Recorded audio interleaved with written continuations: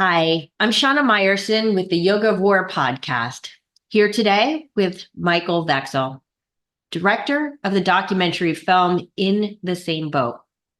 If you appreciate and find value in these important discussions, please consider supporting the show so I could continue to bring you such amazing and esteemed guests. Details are pinned in the comments below.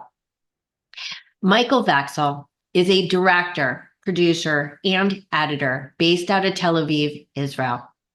His groundbreaking documentary, In the Same Boat, produced by Arvut Production in 2024, tells the remarkable and inspiring stories of 5 Arab Israeli heroes and some of the Jewish Nova Festival survivors that they saved from the October 7th Hamas terrorist massacre. The film is a powerful amalgamation of the trauma and the hope of an ethnically diverse nation that looks out for each other, cares for each other, and stands together proudly as one.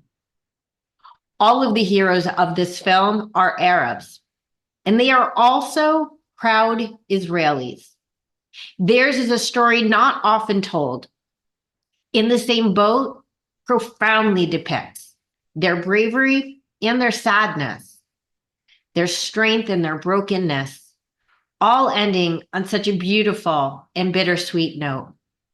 Today, Michael Veksel and I will discuss these heroes and the survivors, the tapestry that is Israel, and how 10/7 changed them all forever. Let's watch the trailer for the film.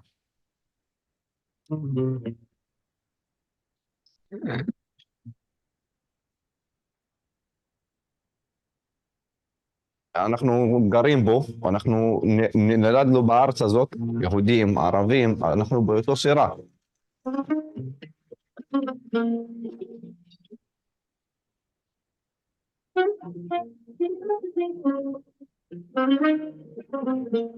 מה שראיתי זה מסתובב לי כל הזמן בראש 24 שעות.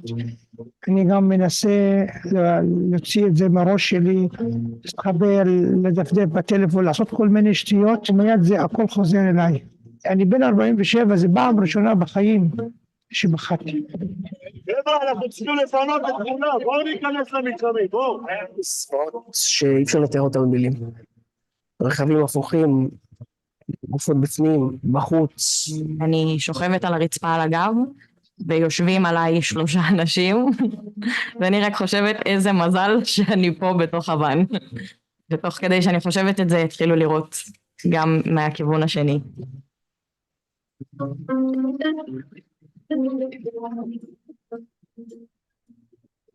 עווד היה עובד בתור נהג אמבולנס וחובש.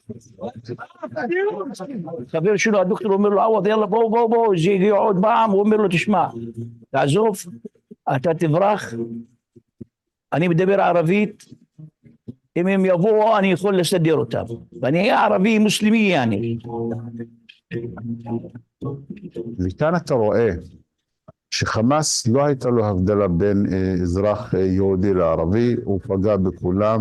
הם לא מבדילים, יהודי, ערבי, מצרי. הם גם תאילנדים, גם בדואים, ילדים, הם מסכנים, נשים. אין להם הבדל.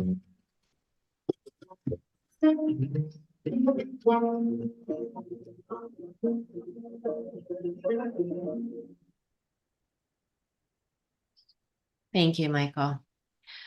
In introduction, Michael Veksel is an Israeli filmmaker whose most recent documentary, In the Same Boat, premiered in Tel Aviv on October 7th, 2024, on the 1-year anniversary of the 10/7 massacre. The movie shares the courageous stories of 5 Arab Israelis who risked their own lives to save others during the Hamas terror attack. For the last decade, Veksel has run a small video production company in Tel Aviv, concentrated mostly on commercial projects.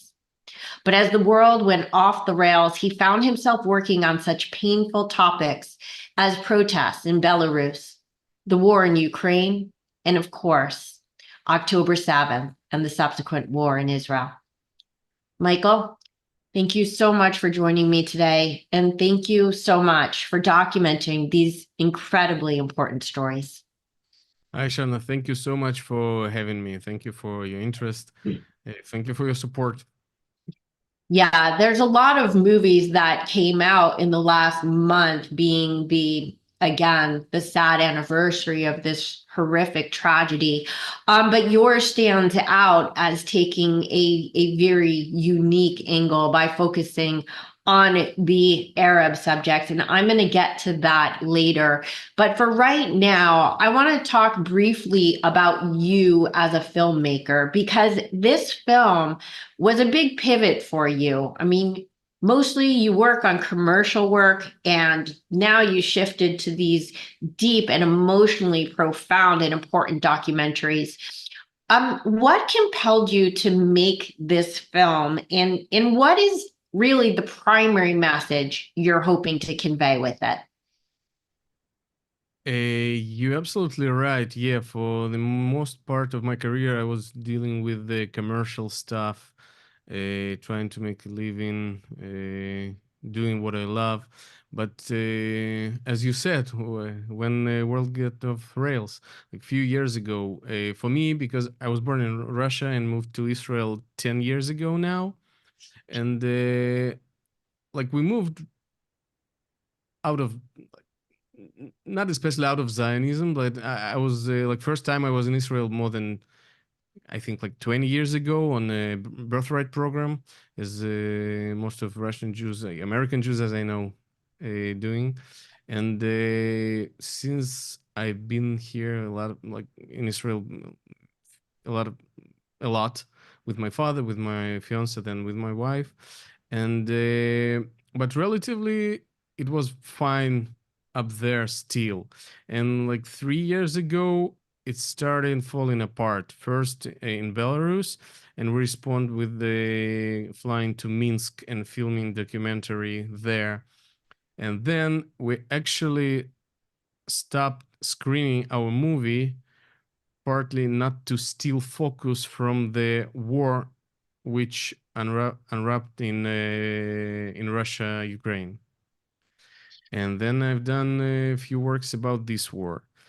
And then in another year, October 7th happened. And I think there are just things you cannot stay silent about. And like Russian, Belarusian, Ukraine stuff was connected to me because I was from there. I'm from there. But when it happens like right next to you, you just cannot ignore it, you know, even though it's a really common strategy. Like a lot of my friends, and you cannot judge it really. You cannot say it's not healthy to try just to stay, you know, to stay focused, to stay healthy. And if someone is just trying to isolate himself, I cannot really judge him. It's probably healthy behavior. It just wasn't for me. And as you said, I found myself like filming about it, dealing with this, going to the south all the time.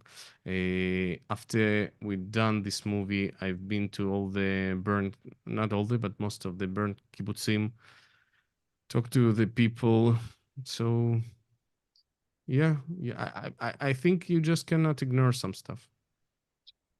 I have to agree with you. And this is an overarching theme with a lot of people who I'm talking to, which is this concept of a moral imperative, which is why we're doing this podcast today with me also. I mean, I'm a yoga instructor.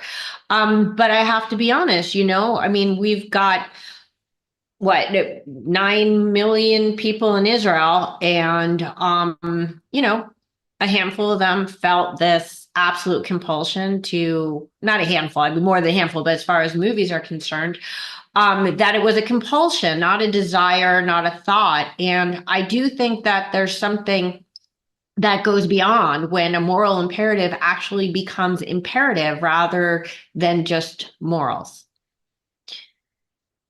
So why do you think that being Russian has anything to do with like that inner compulsion, because you've seen the world from maybe an aspect that other Westerners or Israelis have not? I think being Russian any foreign for that matter, is gives me some special angle, not just because I've seen some stuff, even though it actually does too, but mostly because I'm we call it Ole Hadash, newcomer. So I figured during this movie and talking to people ever since that strong Israeli background actually gives like give locals, like give real Israelis, people who were born here, some understandings I don't have. And so, like entering some conversations, sometimes I was asking people to explain me something like I'm 5 years old, as in the saying, right?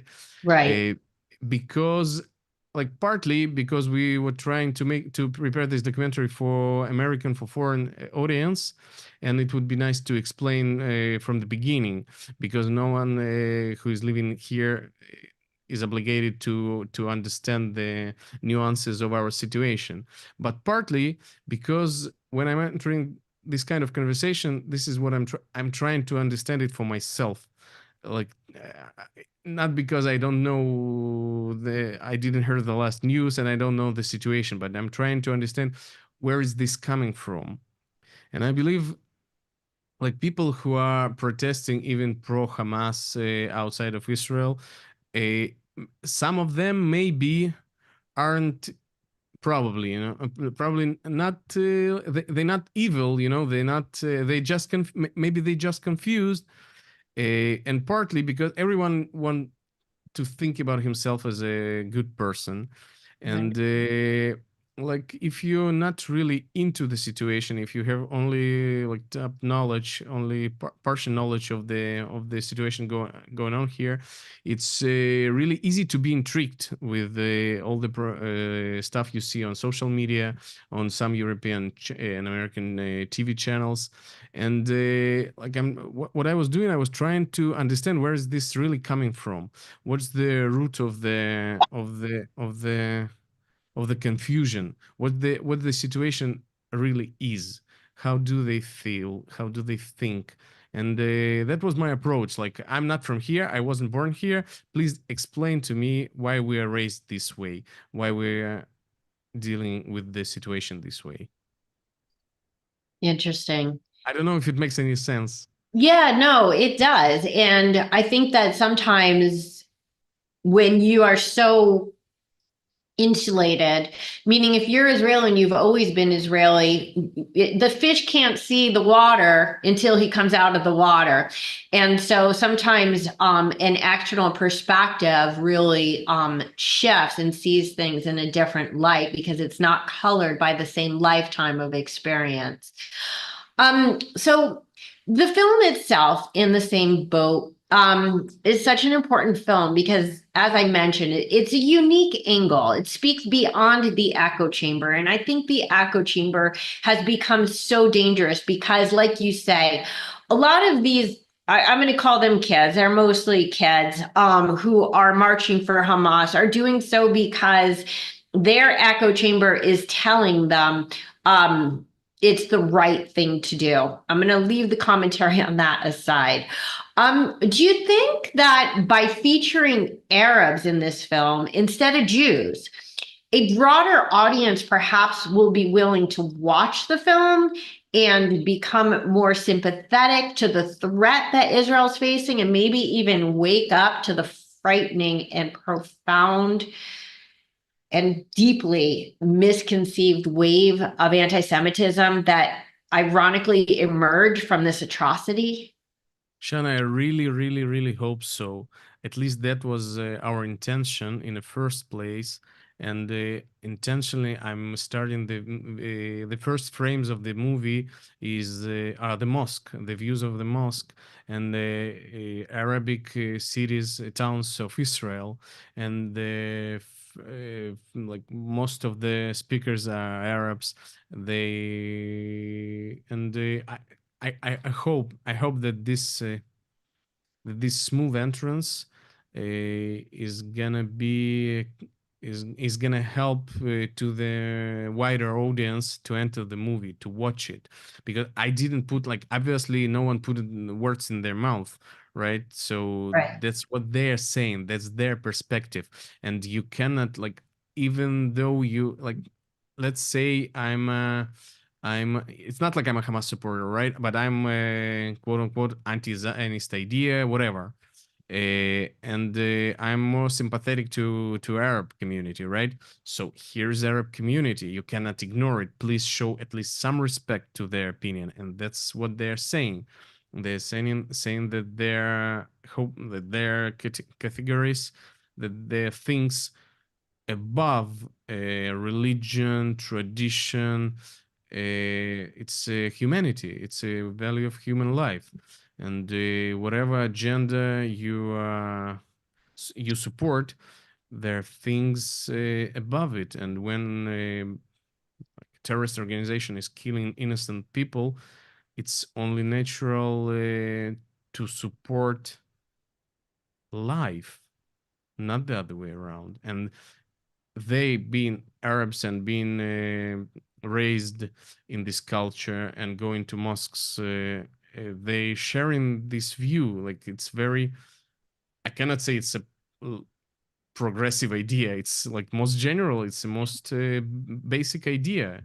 It's Right. not like left values or like it's their only values, right? So, and maybe when people you are saying you are supporting are saying this stuff, maybe it's time to listen to them and share their views. Yeah, 100% agree. And the portrayal, one of the things that I think the world is deeply confused about is thinking that Israel is waging a war on Palestinians or on Arabs or fill in the blank of, or Muslims, whatever word you want to put in there. But it's really not that at all. I mean, 20 to 25% of Israel is in fact Arab Muslim, and they live with equal rights. And people don't understand that these people are not only welcomed as part of the overall an equal society that is Israel, but they also feel at home there. It is their country. They love being Israeli. I mean, I found it interesting, and it, perhaps you asked them to, but I found it interesting that when all or most of them were speaking, I can't remember, they were speaking in Hebrew, not in Arabic. I don't know if you asked them to, but it drives home that reality. These are not Jews, but they are Israelis. And quite frankly, when Hamas came in, they did not care who was Jewish and who was not Jewish, which just proves that their goal is to destroy not just the Jews, but really the Jewish state. This is about destroying the Jewish state and anyone who dares to live there. Right. It sounds a few times in a movie, Arab citizens are saying that there's no difference to Hamas, and more than 50 of Arabic citizens were killed on October 7th, 2023, and some people were taken hostages. And I don't have to give you a statistic. Today, the rocket launched by Hezbollah killed 2 Druzi citizens on North. Yeah. It actually, Four foreign workers, farmers, one Israeli citizen, one Jew, 60 years old, I think, and 2 Druzi farmers. And Druzi people, they're ethnically Arabs, right? So they really do not differentiate. There's no difference for them, which is which gives us some understanding of their agenda. And before you asked if being born in Russia is affecting my work, I think in another interesting angle, because you're saying like Palestinians, Arabs, and Muslims, people using different terms. I barely remember. I hardly remember it, but actually, I think the word Palestinians, the term, and the entire narrative of Israel is being oppressing Palestinians is a piece of Soviet propaganda. Sure it is. Because like there are no Palestinians in any other place, right? They just they're just Arabs, you know. They're like Arabs from Jordan, from Egypt. So if we're calling them Palestinians just because they're here, all right, being Palestinians, but there's no difference for Israel, like Palestinians, no Palestinians. We just live together. That's all. Like there, I do not differentiate really like Palestine. Like if they would ask me, like if anyone would ask me to call him Palestinian, I would. Right. Just as I can, I don't know, ask someone to call me Russian Jew. I don't care. Right. But Right. technically, as you said, yeah, and they all speak Hebrew. I ask them, like, obviously, I don't speak Arabic. Unfortunately, neither of us spoke Arabic. But I actually asked every one of them if it's easier for them if they prefer to speak Arabic, because we would attract a translator. And actually, I thought that it would add some authenticity, Yeah. to the movie. But they all said no. They identify themselves as Israelis, Right. so it's only natural for them to speak Hebrew. And why wouldn't I agree to let them speak their language? Like, Yeah. Yeah, it's a very interesting point that I think all these apartheid claims in the world like just have no basis in reality. But if we have time at the end, I'd like to get back into that discussion. But right now, let's pivot back to the film because that's why we're here. So I know you said that it was a moral imperative that made you feel like you needed to make this film, and I totally understand and feel that. I'm curious, how soon after 10/7 did you begin making the film? Or maybe more appropriately, like how soon after 10/7 did you know you had to make it? Was it that day? Was it a week later, a month later? When did you say, now I know what I need to do and this is what has to happen? I'll tell you the full story. When it just happened, like the 7th of October, my wife was in Jerusalem, so I stayed with both of our daughters. And the first day, we were just waiting from her because it was tricky to get from Jerusalem back to Tel Aviv. And the next day, I think, or maybe on day after tomorrow, like I filmed my first interview with some Russian speaking fella who escaped the festival, the Nova Festival, and I filmed his story. Unfortunately, I also filmed some hotel in Herzliya, which received the people from South. So I started filming some items, some small stories right away, but didn't go to the South. In the first place, like we were too busy with kids, and then I think it was already challenging to get there because you would need the approval from the army. And the sirens started. The airstrikes started from the first day. And unfortunately, my small daughter is epileptic. So our neurologist told us that it's be better for us to just take her because the sirens might trigger her seizures. She just started receiving the medicine up there, and we decided like that in a few days we will need to fly somewhere, and I only filmed what I could. I remember like editing this interview like with my suitcase already packed and rendering it out and uploading to YouTube. And then we fly to Ireland for 3 months. But it was yeah, it was challenging, you know, to be somewhere really safe and like physically, but me being really involved in the situation. So I've done few TikToks showing some stuff. Most of them were immediately banned. but it was enough for one friend of my producer to see one, and soon I received the offer to continue doing similar TikToks for Ministry of Foreign Affairs of Israel. So being in Ireland, in safe Ireland, with the perfect weather, I was mostly like staring on the screen, editing Instagrams and TikToks for Ministry of Foreign Affairs, explaining the situation, explaining the like Hamas values, and showing some Israeli stories. And in parallel, friends of mine started producing this show here, the movie, while I was in Ireland. And because I already had some expertise and the archive of these terrible videos, like GoPro videos in particular, like we were in touch all the time. They started the movie.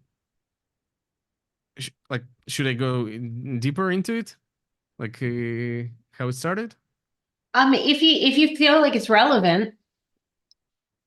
Yeah, all right. Maybe just a few words. So the lady we've done the first movie, like Belarusian movie with whom we actually fly to Minsk. She was חברת Knesset. She's an ex-parliament member, Ksenia Svetlova, an amazing lady. You can follow her. You can find her articles on CNN, New York Times, anywhere.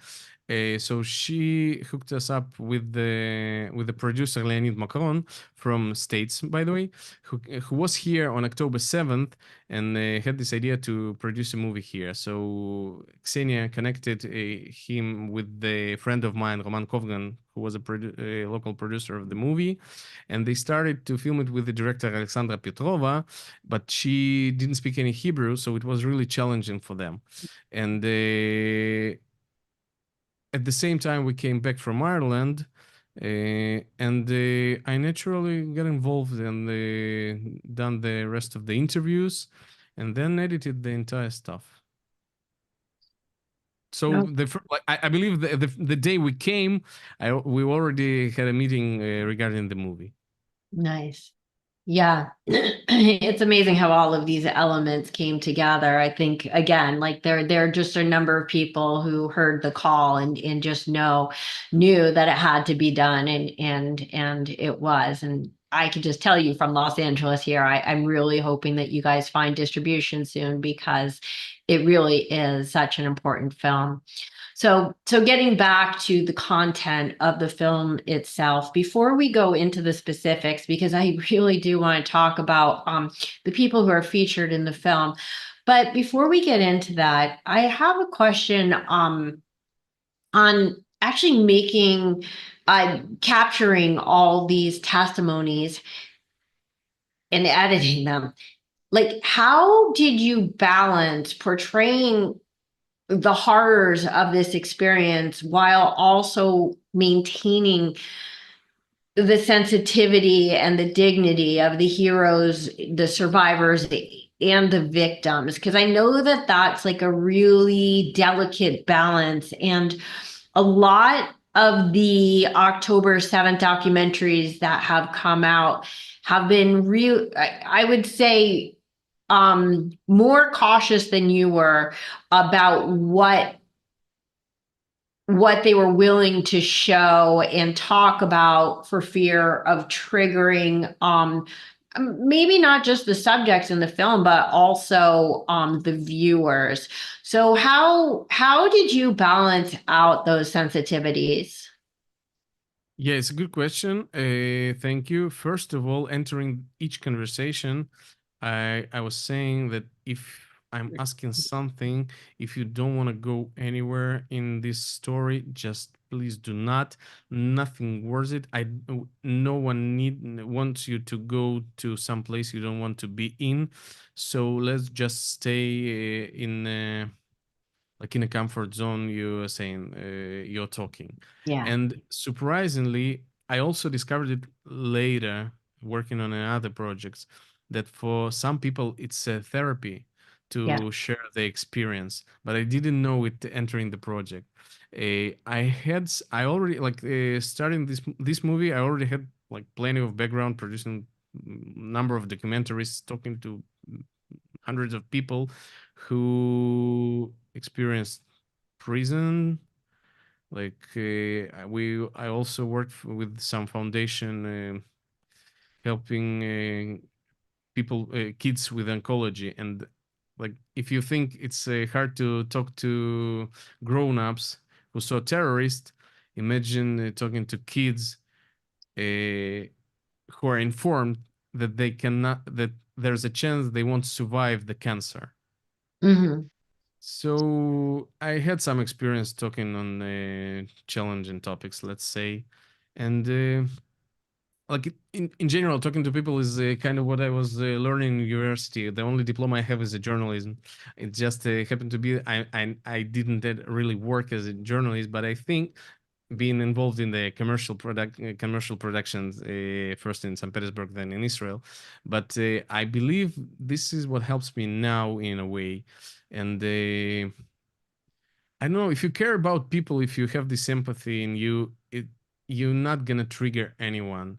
It's just this is I've been asked to participate in a number of projects after this movie, and I saw some people talking to people, and took my step back and quit the project after like one or two filming shifts, because I'm not sharing this approach to interviews. It is really, really, really important for me not to add to the trauma of anyone. And I believe if you're declaring it, if you behave in this way, people just feel it. That's all, and it's fine. We didn't have any situation, like nothing, nothing. Yeah, like there were a lady, this girl Ella, you would see in the movie. She lost her boyfriend Yeah. during the attack, and obviously this is extremely hard topic for her, and she just mentioned it and skipped it. And but other kids share their perspectives, their memories from the story. So I got the material. What would I ask her further for? Also, I saw these stories.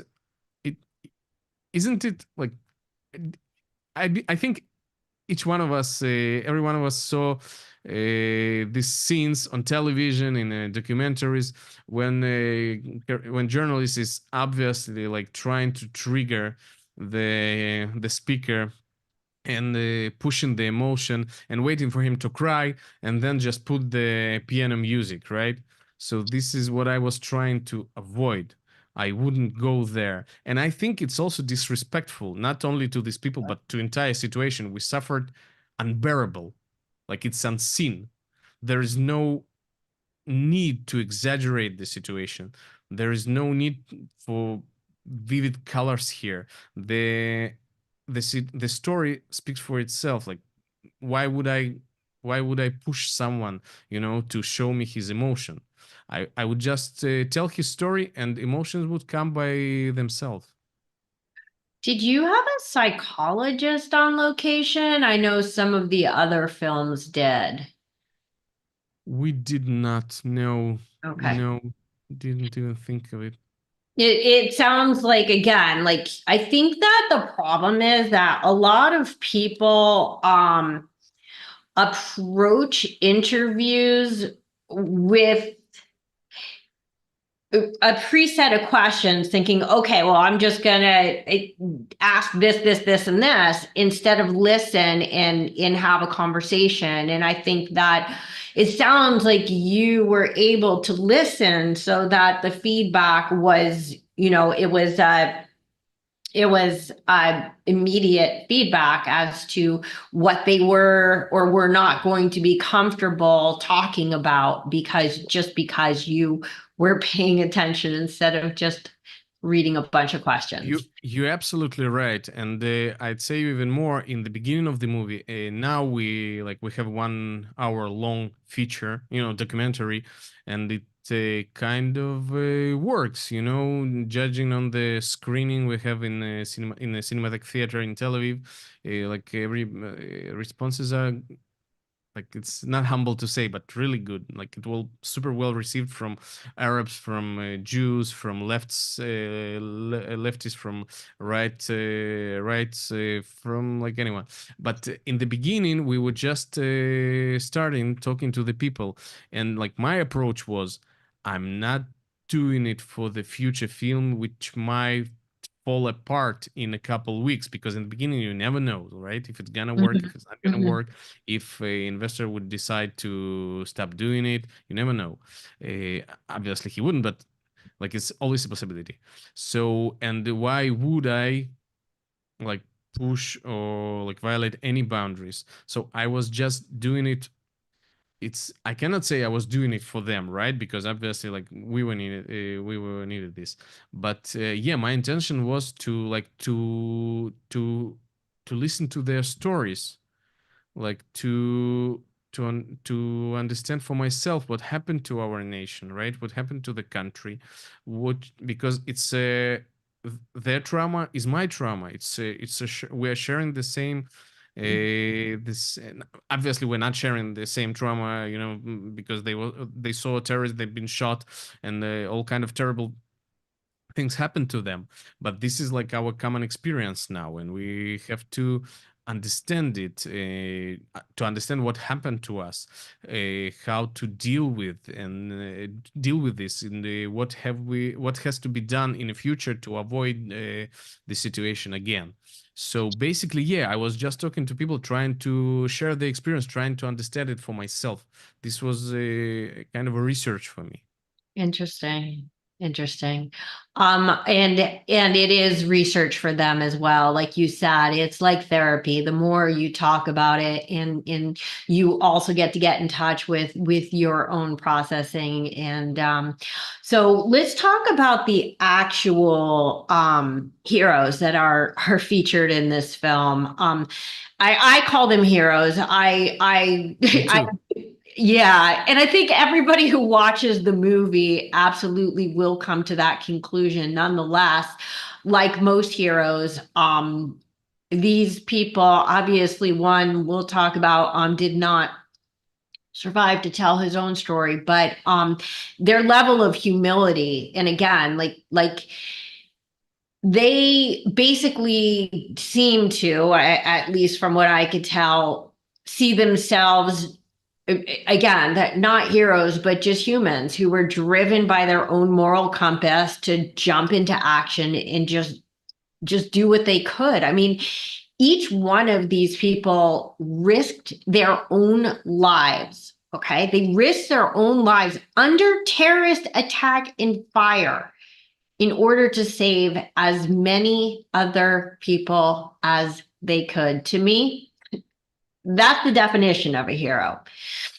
I would love to hear your like personal insights and any stories you want to tell, because people will not be able to see the movie right now because of the lack of distribution, about each of these heroes that is featured in their film and their extraordinarily brave actions. I'd like to take them one by one, in order to give them each the recognition that they deserve. Starting with Yosef, who is someone who I have actually seen in a lot of different documentary settings at this point. And there is something about this man's energy that just cuts right to your heart. The gentle soul that this man is. He's a Bedouin bus driver, who saved about 30 lives. I'm going to leave it up to you to tell his story, and any insights you want to share about this human being who everybody in the film is just amazing and wonderful, but there's this weird connection with Yosef and his soul. Not sure if you felt that as well, but I'd love to hear. Not to detract from any of the other people featured, but I'd love to start with him today. just as you said it, the man is a hero, right? And it's not like for me, for me he's a hero. For someone, first, some of them received the honorable medals as a heroes, so they being recognized as heroes. But what's really amazes me is he's just a humble person, you know, the father of seven, okay, the father of seven who received this call.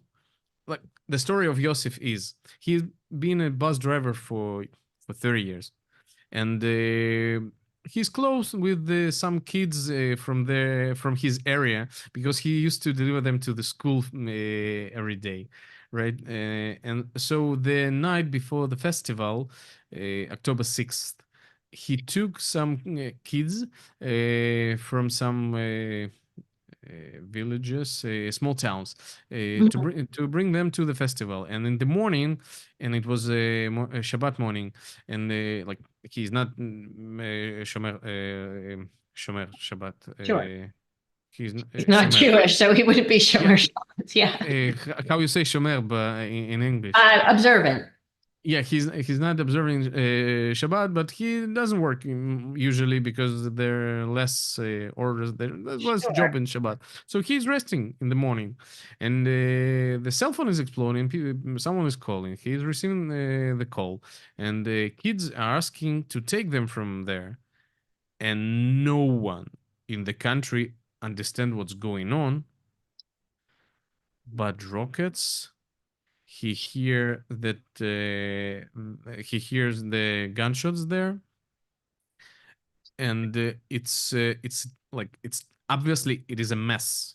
So he have no idea what he's going for, where he's going for, but he knows that it's ugly because they saying him on the cell phone that there are terrorists there. He jumped to the car to his minibus and going south. And the skies this morning was, as another hero of our movie says, as a video game, like rockets, explosions all over the place. And in south, because it's less populated and a lot of open fields, they're less yirutim. Shelters. No, not shelters. Less when the Iron Dome system interceptions. Oh, okay. Yeah, when Iron Dome intercept rockets, so a lot of explosions, and he keeps going there, and he sees the paraplanners, you know, with the machine gun firing from the sky. Is the paraplan is paraplan the right word to say? Paragliders. Paragliders. Yeah. This is, by the way, how creative they are. Paragliders with the Kalashnikov machine gun. So, like at some point, he jumped out of the car because there were some heavy explosions. So he's lying on the ground, as you should, and he saw those paragliders. So at this point, he totally understands where he's going to, and he keeps going. Yeah, instead of turning around like most people would do, well, most normal people. I mean, I can't say who wouldn't. And he drove right into it. Imagine knowing that you have 7 kids, right? Because I was considering going to Berry, the next day, you know, to see it with my eyes. I don't know what for, but like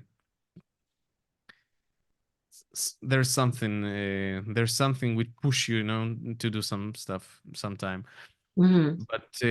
But I see my daughters and I consider, right, I don't know what it says about me, but it definitely says something about Yosef, that he get up there and he collect as much people as he could and rescued them. And in one of the young women that he saved, I mean, she literally is like, they're shooting at us, and you're literally going to go and find more people. And everybody we spoke to who saw Yosef there, who was in this bus, they all saying that it was unbelievable that terrorists were firing to them from all sides, left, right, and center. And still, like, people are running in the field, people are running, and Yosef knows the area. He like relatively knew where to go. He didn't know where to go really, because there wouldn't be any chance to know where terrorists are coming from, and no one really did know. But like, he got there and he saw people, and everybody, like, they stop each time they saw someone, they would stop to get people. And it was like, imagine, it's scary as like, Yeah. And it's terrifying, you know. You've been like, the gunfires, and they stop to take kids. that's right. And just a reminder again, this man is a Bedouin and he's a bus driver. He's not a policeman. He's not in the army. He's No not commando. in the reserves. This is the guy next door who happens to have a minibus, who took it upon himself to shove as many people as he could onto this bus in order to save their lives. And again, Exactly. there's something special about this man's soul. I hope that everybody here gets a chance to watch this movie, because you can't really grasp another human being by having somebody talking about them. You got to hear them talk. And he's not the only one. I saw some interview with the Elon Levy, I think, our spokesperson, and he said that he took some cab, he got taxi in Jerusalem, and the cab driver tell him that he took some kid, like, he rescued 2 guys. So there are stories, though, just that people Many. I mean, in fact, the most incredible Zaka story that I heard, I don't want to get into it now because I want to stay on your film, was an Arab man who not only I can't get into the story. It's too devastating, but let's just say this Arab Muslim who said Shema for each of the victims, which was just so mind-blowing. So again, I'm just so glad you made this important film. Let's move on to Mossad. Again, this guy has gotten a tremendous amount of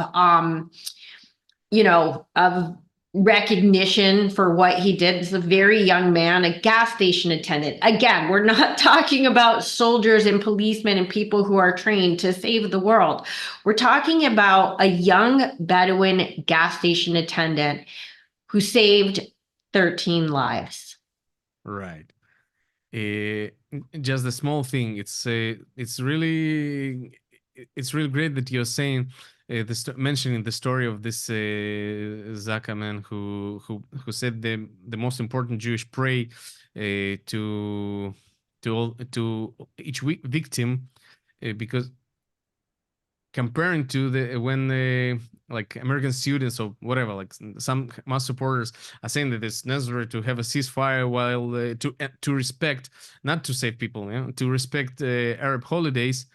They're Arabs who are saying the most important Jewish praise, and doesn't see it as as something they're not allowed to do, because they value life way higher than any tradition or dogma or any unnecessary, there is like some fake respect, and there is real life and real tragedy and real respect to the tragedy, and they're like just categories which are higher than this nonsense.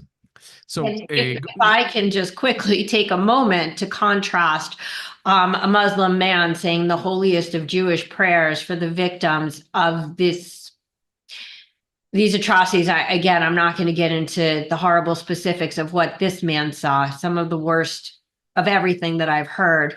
But let's contrast that with the terrorists themselves, who are also busy invoking the name of God, Allahu Akbar, as they committed these slaughters. So people need to understand that there's a difference between Western values, who value life, again, whether you're Jewish or Muslim or Christian or Buddhist or Bedouin or Druze or any of the things, that there is a difference in these values. And when people say, oh, this is a holy war, you have to understand that there's a difference between someone killing in the name of God with glee, Allahu Akbar, I am getting to heaven for slaughtering these people in the most brutal of ways, versus the people who pray for the sanctity of life and the protection of the victims and the people who are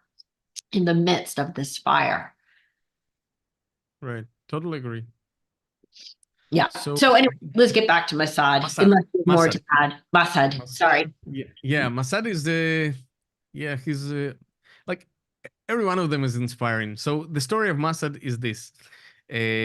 I just don't remember if he's 24 or about 24, let's say. So he worked as a gas station attendant, and about 6 in the morning, he is receiving the shift. He's sending the previous fella home and receiving the keys. I don't know. And he sees some he hears sirens, so airstrikes, and he's getting outside to understand what's going on, and he sees the how you call it, the pickup truck full Yeah. of terrorists, and he didn't understand what's going on. And during the next half hour, he is receiving people who are coming to the gas station to put some gas, to buy some water. He tricks them basically because he saw terrorists, but he doesn't want to spread the panic. So he's just saying, guys, they're airstrikes, צבע אדום, code red. Yes. So we need to enter the miklat, to shelter. We need to enter the shelter, the protected area, the protected room, and they all go in there, and the last ones are seeing pickup truck filled with terrorists entering the gas station. So that's how Mossad saved 14 people. Their story is it's weird because there's footage from all the angles because it's a gas station. There are few CCTV cameras, and we can see the terrorist with the Kalashnikov gun trying to break the door, and for some reason they didn't succeed. He's trying to shoot the glass, but his weapon is stuck, so it wouldn't fire. So they run in circles and leaving. But for the next 13 hours, they're staying inside of a gas station because there's war all around them, and Mossad is taking care of this. It doesn't matter at this point. I mean, it's still, if they would get out, who knows? But at this moment, he wasn't in the army. Not like he's trained or whatever. He's a young Bedouin. But somehow, he's taking all those critical decisions and saving 14 people. There was something I didn't fully grasp about, he did something with the lock as they were trying to break in. Yeah, they just closed the lock. That's it. They just But put the regular lock. They just closed it. Oh, okay. Got it. Okay. We because of that they wasn't sure, terrorists wasn't sure like if there are people inside. Obviously they were people inside. They understood it from the number of cars, because there were plenty of cars, and one was with the open door. It's another amazing story of Haggai, his name is. There was in a gas station the entire day. There was a guy with the dog who entered the last second with the dog, and excuse me, you were asking. I'm answering what question about the locker? About the lock? Yeah, no, I thought that he was like they were shooting or something as he put on the lock. I thought there was something unique about how he was putting on the lock. I got it. So what I was about to say, that Haggai left his engine on and the door open. So the terrorist got into the car. The terrorist took his cell phone and made a selfie with a video saying like, we're from this brigade and we're gonna burn you to the crisp. And it's amazing because we received this video. His cell phone was found in a few months and received back to Hagai. And we have this video from CCTV, how terrorist is stealing the cell phone. And we have this actual video selfie with the terrorist saying whatever he said. And it gives us, all those different angles, all those different perspectives to the same story, which kind of interesting, interesting to hear it from the perspective of a Bedouin gas station attendant, Masad, and from the perspective of the dog owner, Hagai, and to see the entire thing from the CCTV camera. And this is what documentary is. You're just trying to understand what happened there, and like luckily we have a lot of stuff. We have a lot of evidence. This is why it's so confusing when I always want to say American youth, just because we all saw this protest on campuses, and it's so confusing when people on campuses are saying there's no evidence, there is no GoPro cameras, there is no videos of. What are you talking about? We have everything. Like, they recorded it themselves. And we got all of it. And, I watched it through like so many times. And it's so confusing to me when someone is saying there is nothing, because I saw hours of footage. It's just cognitive dissonance because they want to believe they're the good guys. So how can you be the good guys when you are out marching for the bad guys? And so the only way you can do it is to deny reality, because again, like in the worst GoPro commercial ever made, they streamed their own atrocities. Like there's again, we live in this post-factual society where people don't really care about the truth, and they'll say anything they can to defend themselves or their own position, even when it's blatant outright lies. What's interesting about me, what I'm trying to understand, like, I believe it's crucial, it's necessary to make a world a better place. Where is this border? Like, everyone is want to think of himself, to feel himself good, like he's making a difference, he's fighting for the right thing. But where is the border until, like, how far you can go, trying to stay inside of your narrative, and where you're realizing that you're ignoring reality and you're actually supporting the wrong thing. You're fighting not on the right side, because if you really want to help someone, and not only to make a noise on TikTok, I don't think that all of them are trying to.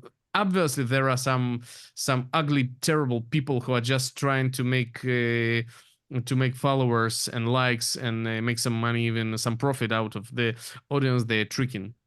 But I'm positive there are people who are genuine, who are really believe, who are just genuinely good people. They just being tricked, and it really bothers me. I want to understand where is this border, where are you trying to understand that you're fighting the wrong stuff, because I want to move it. I want to move it toward us as soon as possible.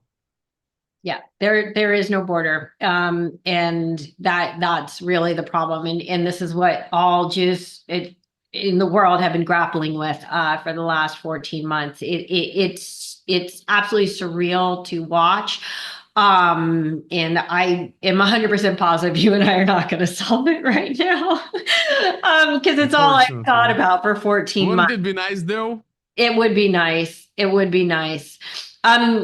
Let's get back to our heroes. I hope I pronounced these correctly. Somia. Yeah. Oh, like Sonia with an M. Okay, so now we're talking about a Bedouin nurse who worked just absolutely tirelessly and without pause to save as many lives as possible. What is her story, and do you have any insights? Because we're not saying that Israel is a perfect place and it's totally, all ethnicities friendly and we're all brothers and sisters here. We have plenty of problems, and I'm trying again to play fair, I'm showing different aspects of the situation. And one of our heroes, Inbar, Inbar is just amazing person. She was one of the kids saved by Yusuf, your favorite. He took I love them all, by the way. Favorite isn't the word, but he all right.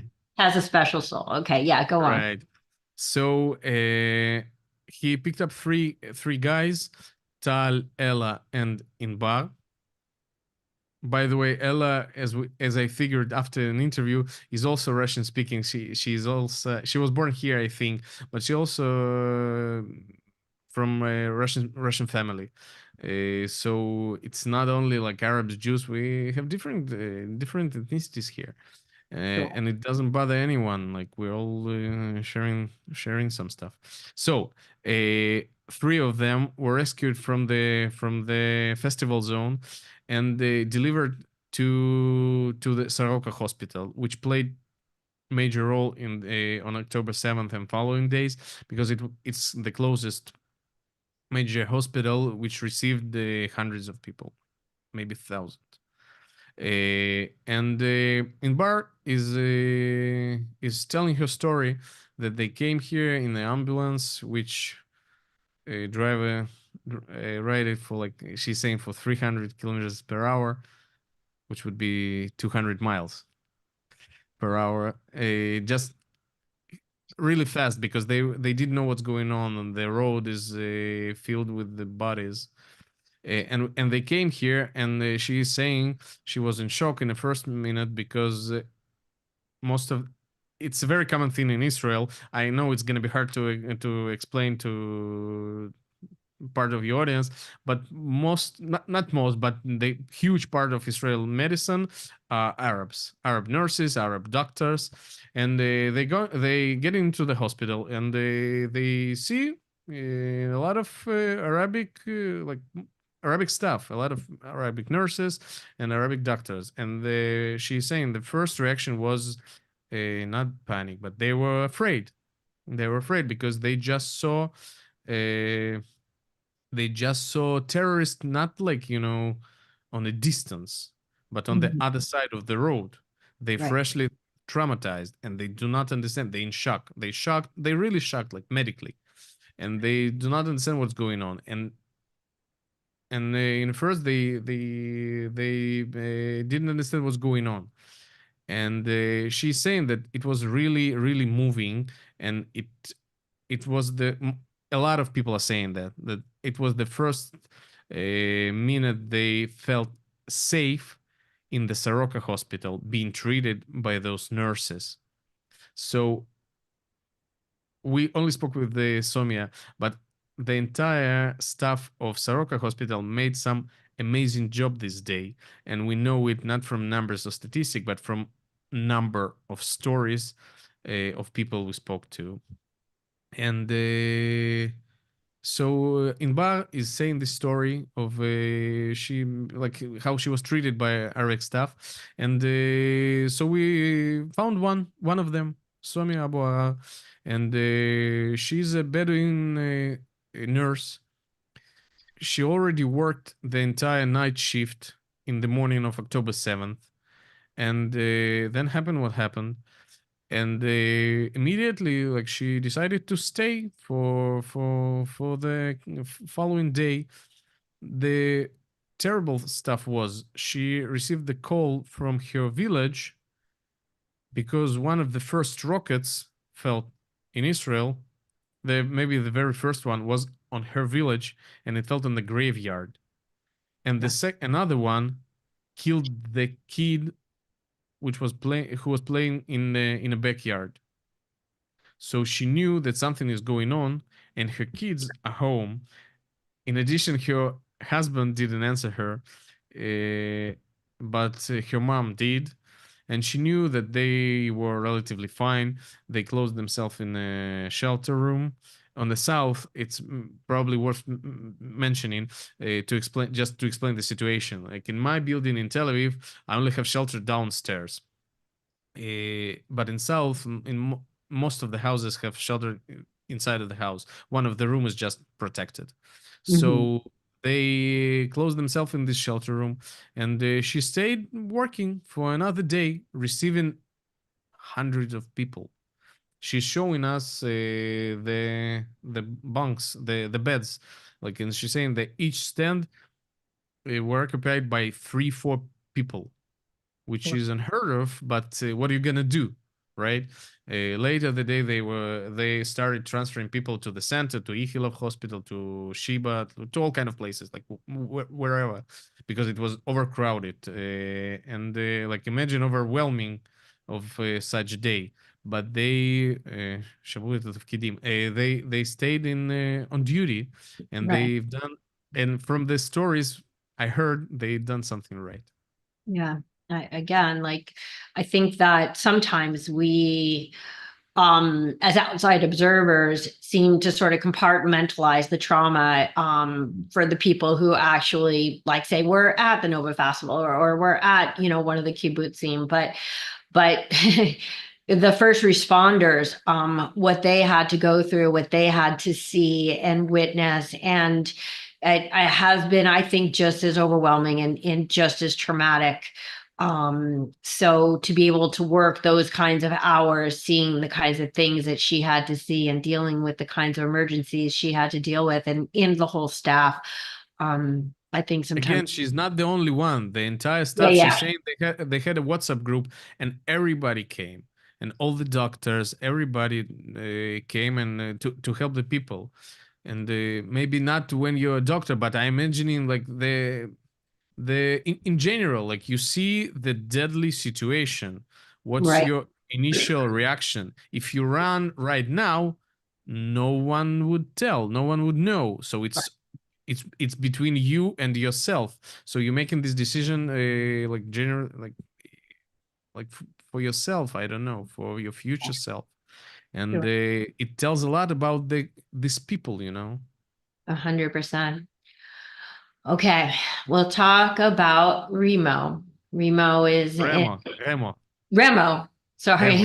I should have written down like how to pronounce them. I It's just all wrote. good. You don't have to. It's all good. We have some terrible names. I'm just happy to be Michael. Terrible. I know, and the funny thing is, when I read your thing, I'm like, is it Michael? Is it like, and I'm like, I'm going into all these, crazy things. And it's like, okay, it's Michael. Anyway, he is an Arab policeman. I'm not sure what his religion or specific descent was. But this is a policeman who basically found an abandoned car and used that to make multiple trips and save literally dozens of lives. Now, if you could imagine that you are one of these brave heroes who goes right into the line of fire to save lives, that's one thing. If you can imagine shuttling back and forth, meaning you save lives, you get them out, you've already gone so far above and beyond, and your decision is, I'm going to go back and save more.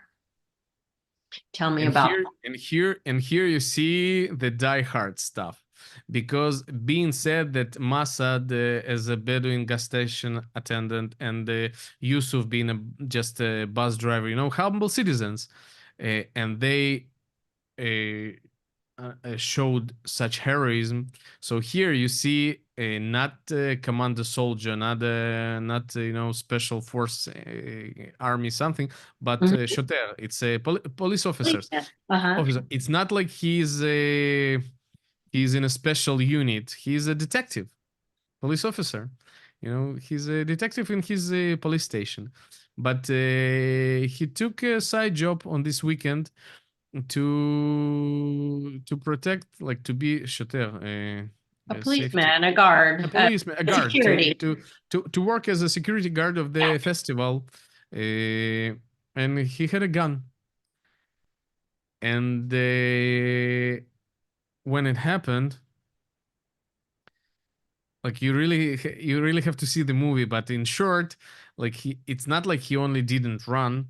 He stayed to protect people, and he was staying with them until they moved,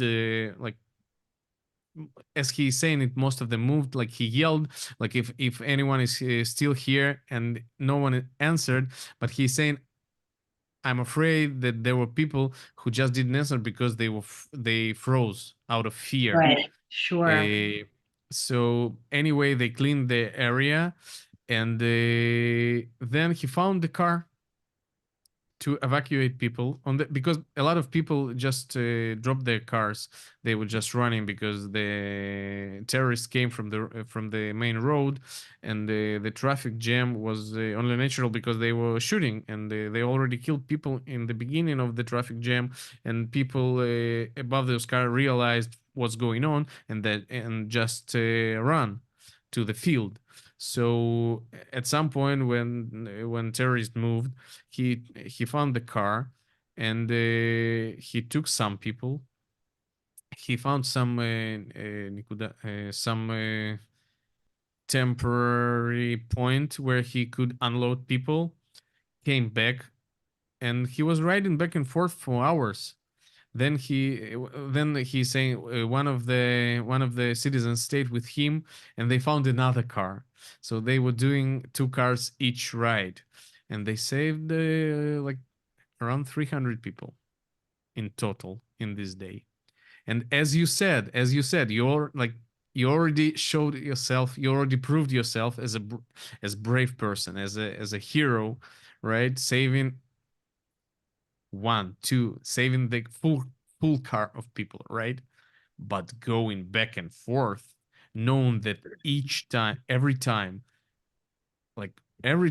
you can be killed, and like listening to the stories of the guys, because he saved number of people, like a lot of people, and it's not really hard to find anyone. And everybody is saying like that they were plenty of cars doing all kind of roads there, and a lot of them, took the wrong turn, and Yeah, it sounds like it was a Just- matter of who turned right versus who turned left, and that the right. police were directing them. In fact, in So you can say he was lucky, you can say he was reckless, but that's what he decided to do. And not once he stayed in this terror for hours, and as an outcome, he rescued a number of people, amazing.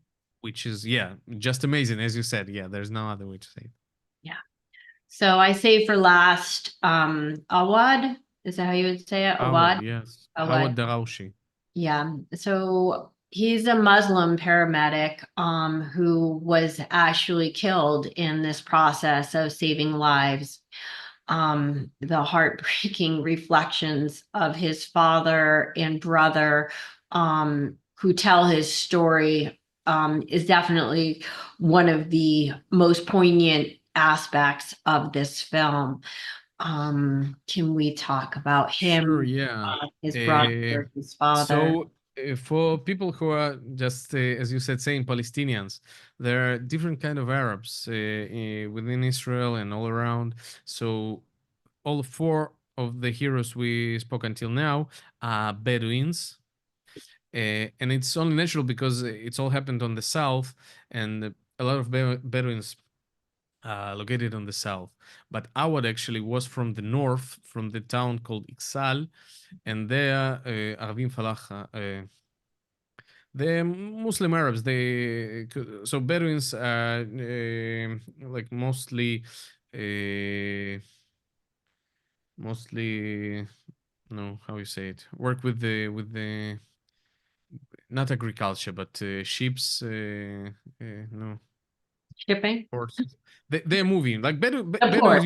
used to move. You Oh, should, they're nomadic. everybody should know it from Lawrence of Arabia. Right, they're nomads. No, They're- that's exactly. Yeah. Okay, So, yeah. so there are plenty of Arabs on north, thousands of Arabs on north. They are living in towns, in cities. There are a lot of Arabs in cities like Jaffa, Jerusalem, Jaffa, Yerushalayim, Beersheba, and the Arab Awad family lives in south in a town called Iksal. And it's very common thing for Arab youth to to volunteer and to be in, like to have a course in on MADA, which is our like emergency service, okay, ambulance cars. So he was paramedic and ambulance driver, as a lot of them are, and he was just in the medic brigade, in the medical unit of the festival, in one of the medical units of the festival. And when it's all started, a lot of like everybody run, right? But for the medical unit, for the doctor, it's kind of a dilemma, because like you're obligated to help people, but it's force majeure. It's an emergency, so you're kind of allowed to get the hell out from there. But what out, and most of them, like at least from his unit, most of the people decided to move. But what Awa did, because he was treating someone, he decided to stay out of feeling of duty, but also because he was, I don't want to say naive, right? But he decided to stay, and he said to his doctor colleague that he's been Arab Muslim himself, and if terrorists would show up, he could deal with them, so they wouldn't touch, because like they wouldn't touch medical unit, right? The medical worker, which is like crime, like even for terrorists, like. And also he's a Arab Muslim, Right. so Sure. like what the hell. And he decided to stay, which was his last mistake, as we know now. But and it's a devastating story, you know, as devastating as it is for Awad's family. It's just, you know, I cannot say it's sad to hear, but it's like it's tragic, you know. It is tragic, and this is why it is so confusing. It is so devastating to hear all those voices, you know, pro-Arabs. We are pro-Arabs. I am pro-Arab. I really want a better future for people in Gaza, because Hamas have nothing to do with Arabs, have nothing to do with Jews, have nothing to do with the human race. They're just not people. There is no difference for them. Jew, not Jew, Arab, Muslim, like kid, lay, like woman, female, whatever. They would just kill like a dog, a cat, anyone they could. And here you can see it. So he decided to stay. Yes. Yeah, and like some people are mentioning also that the signs of the shots in the bodies of Bedouins, of Arabic people, are terrible. It's not like they just, you know, killed them. They unloaded the machine gun. Yeah. Yeah, there's a video, I don't know if you saw it, where they pulled a Muslim man out of, I don't remember if it was like a truck or a trailer on the side of the road. He yells at him, if you're Arab, if you're Yeah. Arab. Yes. Yeah. And yeah, it's just in a way, some of those people suffered even worse fates because of the sin of living among Jews. Right. And- And here you can understand that all this support Hamas is receiving, it's just support to Hamas. That's right. It had nothing to do with true Arabs, and Hamas never supported Arabs. They're stealing their humanitarian aid. They oppress their own people. Like they're hiding in the kindergartens. So if you really want, like obviously not you, Shana, but if someone really want to help Arab people, to support Hamas is the last thing you want to say. There are Right. bazillion of other options, and it all starts with understanding the situation. Just read something, like to just see something, just try to understand what's the deal here, how Hamas is connected to the Arab population, because we have Israel has 2 million Arab citizens, and no one is stealing food from them. That's right.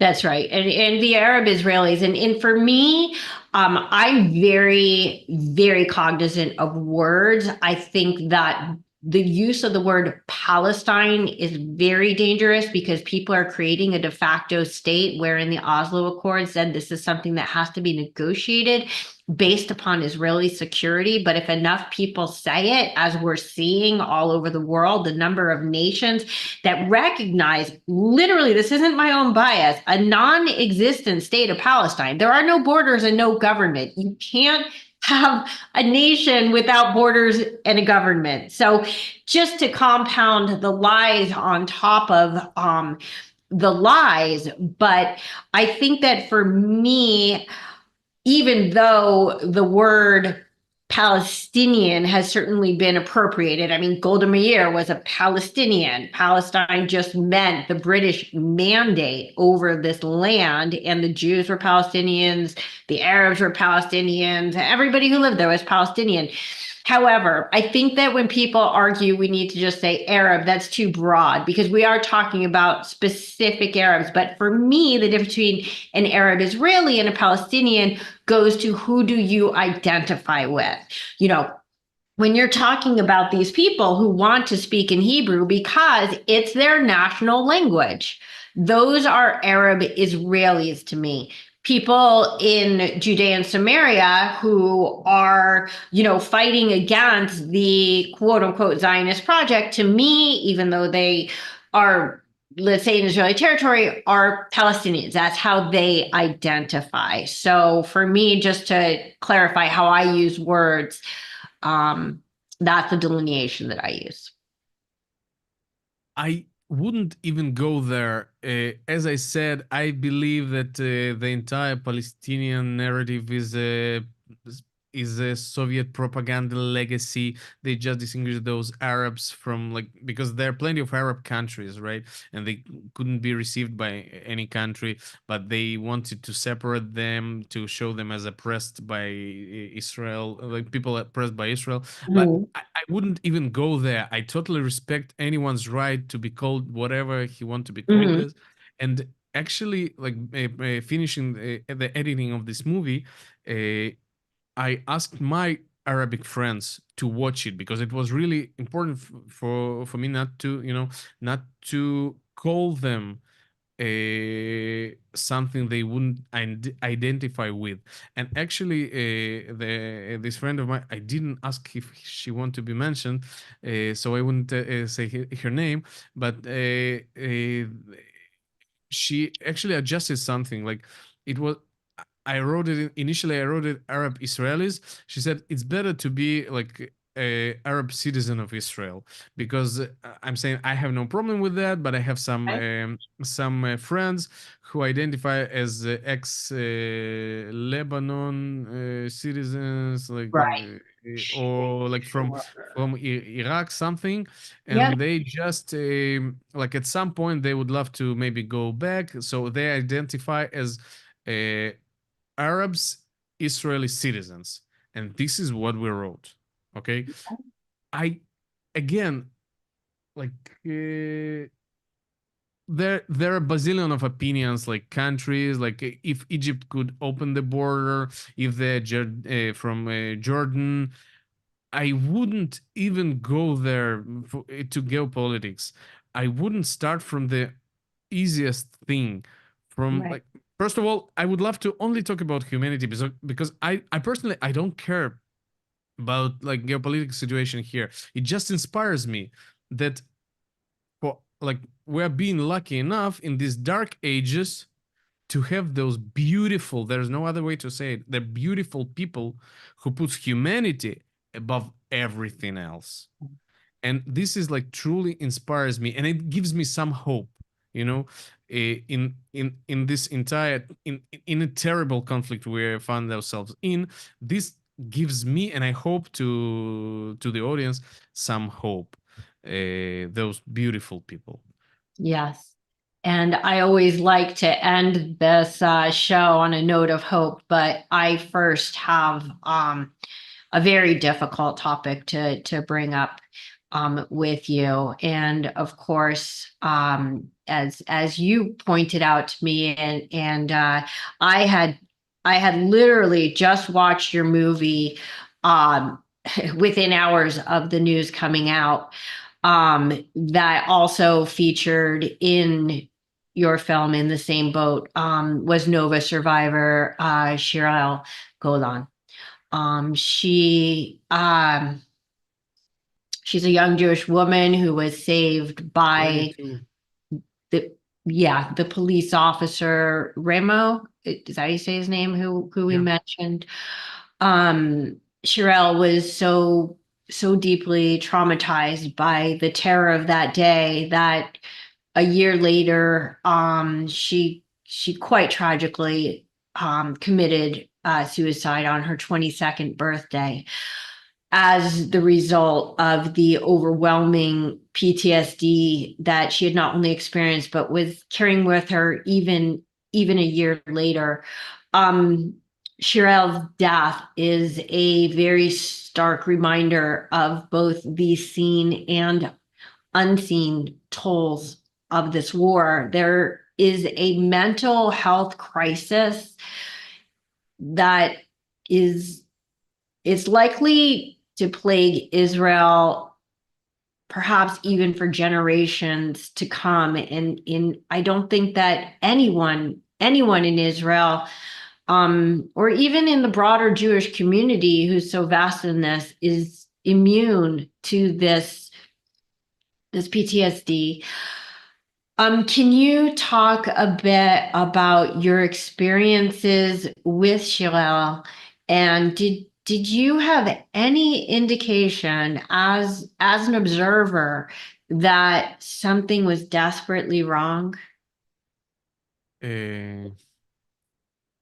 Obviously, Shirel's and the news of Shirel's death was a punch in the guts. Like, it was really hard to take, really. We interviewed her interview. We have her interview in a movie. Like, she's telling her story. Like Remo, as she was. It's hard for me to even talk about her. Sorry. In general, my English isn't something, but here it gets emotional. She was saved by Remo, and she saw the car taking the wrong turn, and she lost eight friends this day, and magically she survived. So she suffered from depression. She was hospitalized twice, as we know from her family, during this year. I think she probably had a survivor's guilt, and a year after it, she survived October 7th on 2024. We invited her to our movie. Our producer Roman invited her, but she said she's just trying to to survive this day, and she did. She managed, but her birthday was a couple weeks after, and she committed suicide. She took her own life on her birthday, and like, you see, it's emotional to me. Like, I don't even want to imagine what family feels, right? And that's also why I'm saying that we're traumatized as a nation. The year passed and she couldn't cope. So I don't know what we're gonna deal with in the future, but also this is why I think it's not the right strategy to try to distance yourself, to try to not to look at it. I think, as painful as it is, we need to deal with this now, in at the moment it's unwrapping, how ugly it is, and not to archive it somewhere and let it explode after, and not let it to affect the future life. We need to deal with this somehow. Maybe, again, I'm not judging anyone. At least this is my strategy. This is I just have to accept it now. Yeah. I know that that Zaka has spent. Zaka, I did another episode with Simcha Reinman from Zaka, which is the search and rescue. It's a very gentle way of saying it, that they've spent millions of dollars just on mental health support, and they have also had suicides from the first responders. I wouldn't imagine what they went through. It's unbearable.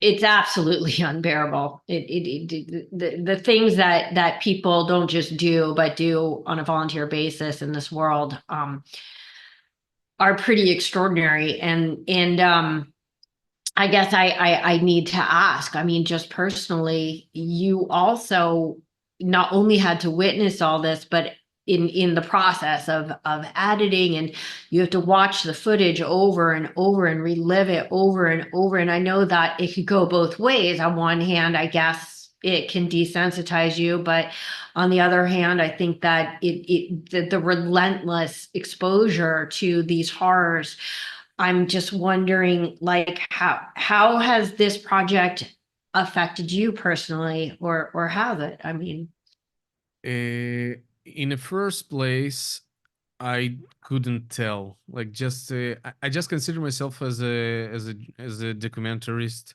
So this is kind of what I do. So why would it affect me?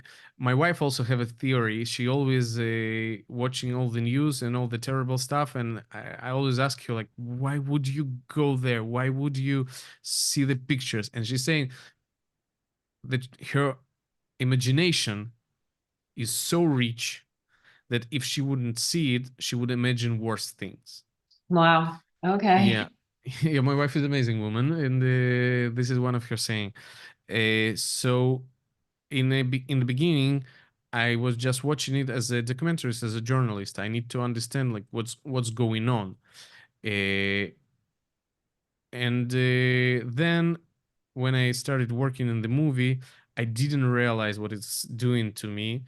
But like being halfway through, after like 4 months, you kind of grasp what's going on here, because every month you a bit lower, like toward the depression or like depressed condition, and lower and lower and lower, and then you find yourself like being. I'm not experiencing any depression or whatever, but yeah, totally, you can tell at some point, you can tell that it affects you. But just as these people who are supporting whatever they're supporting, thinking they're doing the good thing, I myself, this is why I'm saying I don't blame anyone who want to feel good about himself.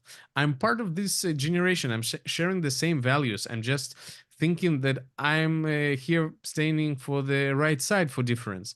But again, because I thought that I'm doing the right thing, because I'm thinking still that I'm doing the right thing here, this is what empowers me. This is what gives me, this resolution. This what allows me. So I'm asking myself, like, what am I doing it for? And I have an answer, because I need to explain to these people who want to support the right thing.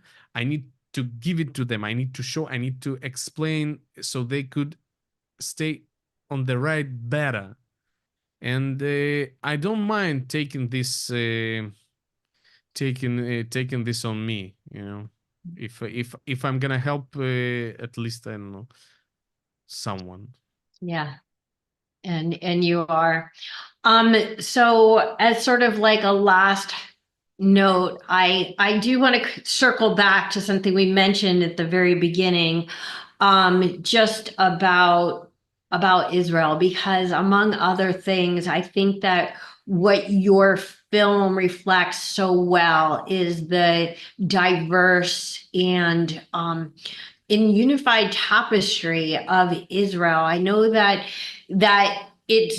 there's a lot of self-imposed sort of separation between groups, but ultimately everybody comes together to create this same fabric. Israel, for anyone who has not been there, does not and cannot understand that this is a nation like America or any other Western nation that has all faiths, all races, all colors, and they are standing together strongly and proudly.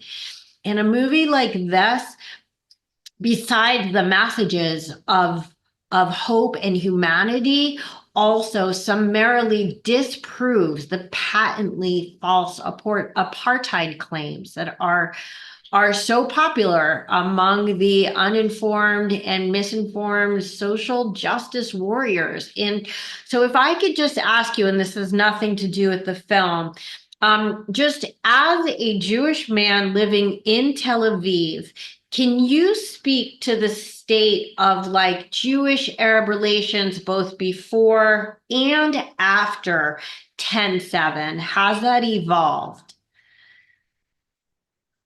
I'll tell you even more. You're saying that we all live together. I'm not even. All right. I think in general, our relationships, like day to day, came even stronger. I can tell from my friends from my gas station, because Mossad used to work on the gas station on the south, but this is very common job for Arab Israelis to work on gas stations, and like ours is like 200 meters from my place. We always go there on weekends when most of the stores are closed, and like I know people from there, and they all deeply traumatized. But I don't want to say they all deeply traumatized. I don't know for each and every one of them. But I remember the day of Iranian attack. I asked them, like, "Are you guys? Do you guys have shelter here?" They say, "We work on a gas station. What do you think? If it falls here? What do you think is gonna happen?"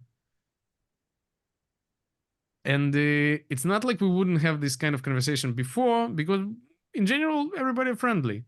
But also, I think this is what gives legitimacy to the name in the same boat.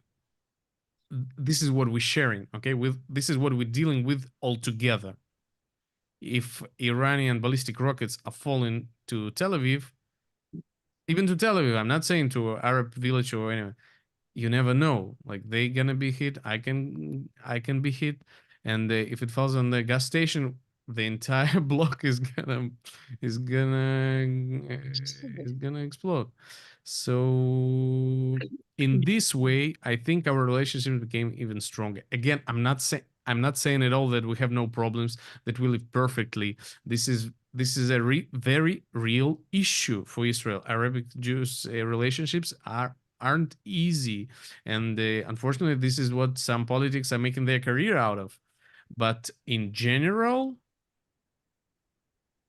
I consider myself as pro-Arabs in this conflict, okay? Especially comparing to the as you call them, human rights supporters, from human rights fighters, The social justice warriors. social justice warriors. I think it has nothing to do with the Arab rights, and I think we are dealing with this. We are fighting for them, not for them because we are such Gaza lovers, just because we cherish human life. We are pro-human, and we don't differentiate here. Arabs, Russians, Druzi. We're pro-human, and the 2 million Arabs here are shown this point, kind of. Right.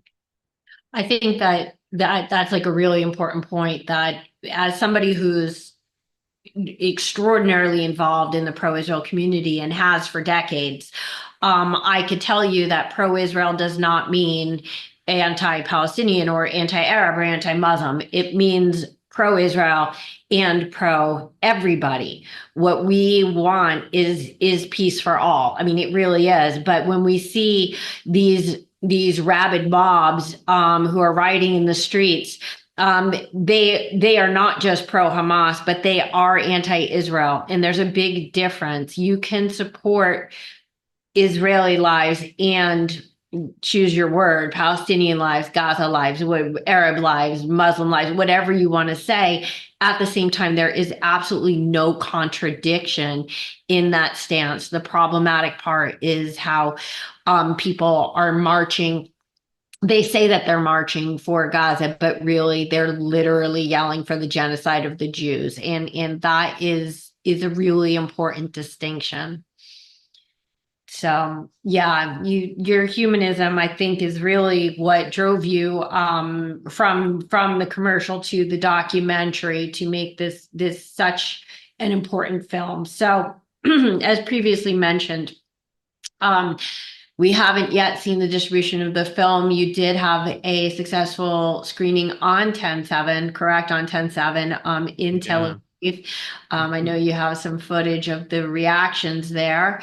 And I just want to finish by asking, because I'm sure there are people watching this who will want to know, is there any way for people or communities to screen or support in the same boat to help ensure that it does get seen? I'd say we're as you said, we're seeking distribution, and we're talking to some organization, and our producer Leonid is in touch with a few of them, and I myself going to somewhere in the following days. But if anyone from HBO or Netflix are watching us, please feel free to contact in any way. For sure, I would myself. I would love to show it to anyone, to just upload it to YouTube and let anyone see it. But unfortunately, like, this isn't how the movies are done. And you are living in California next to Hollywood, probably knows it better than me. So, but hopefully it's not gonna take long. I'm positive. So Yeah. we just finished the movie, and I think like another month, and we're gonna publish it somewhere, and more people would be able to see it. Sure. Just a question, because this occurs a lot in a lot of instances. Let's say that there was a large synagogue or a Jewish community center in a major city, you know. We're doing private screening. We're doing You private are doing screenings. private. Okay, that's what I was asking. So they could come in contact with you, and I have your information in the show notes, or people can contact me and I'll put you in touch to possibly bring Michael or other people from the film for a screening in your I would community. make the connection. Yeah. I would connect them with the people who are, yeah. Okay. With pleasure. Amazing. Before we go, I always like to ask, you already touched upon it, but where is your greatest hope right now moving forward? It's not like I have a lot of it. I know. But as I said, my greatest hope is as always, the greatest hope are people. People. You cannot. At this point, you know, as I said, we spent 3 months in Europe, and I moved. I already changed I moved from my country, so I have zero trust to political institutions, less to the United Nations are showing themselves as them. Like, it's really hard to trust to any institution to save you. We are all that we got. And other human beings, and I just hope that that maybe, like, I'm not being naive, that I'm not thinking I'm gonna change the world with this with the 1 hour documentary, which not plenty of people are gonna see, but hopefully, like, I've done something. Thank you so much for talking to me. You doing something. You already interviewed like 100 people who are doing something, and each person who is doing something inspire. Maybe I don't know. Maybe, but probably because I was inspired at some point. So maybe we are inspiring someone, and little by little, we gonna we're gonna share, we're gonna spread the message, and hopefully some people are gonna see it, and the situation, the understanding of the situation Yeah. would develop, would change. Yeah. We could all hope that in the end, humanity will win. Michael, thank you so much for being so generous with your time. I'm glad that I remembered about the time change, because in Israel, you guys have a different time change than we have in America. So big win there. It's been amazing to talk to you. Thank you for not just sharing your experiences, but also for making this film. And the way that I always see it is, even if just one person walks out of this film with a different perspective, that is like a stone in a pond, and the effects will ripple out. And the more that each one of us uses our voices, even if it feels like we're screaming into the wind, each time one person hears and one person wakes up, we do make a difference. So, Michael, thank you so much for making this difference. Shana, thank you so much. I just talking to you, I realized that the thing I said, that people are taking it as a therapy to telling the stories. I realized, because you asked of how did I experience the editing this stuff and watching Hamas footage for 6 months. Only talking to you, I realized that I also needed, to share it with someone. And you're just being an amazing interviewer. Thank you for having me. Thank you for doing this, and thank you for the beautiful questions. It was really important for me, apparently, to talk about it. I really look forward to seeing this film in distribution. Have an awesome evening. Thank you so much, Shana. Thank you.